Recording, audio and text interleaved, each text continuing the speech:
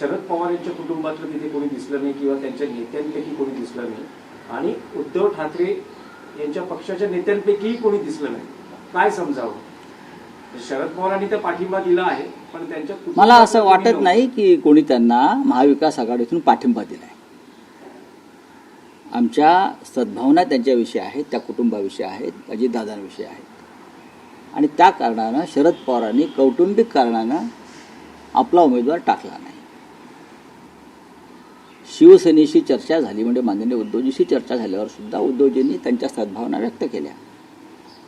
पण शेवटी काँग्रेस हा एक स्वतंत्र पक्ष महाविकास आघाडीतला आहे आणि त्यांची भूमिका जर लढण्याची असेल तर त्यांनी उमेदवार दिलेला आहे.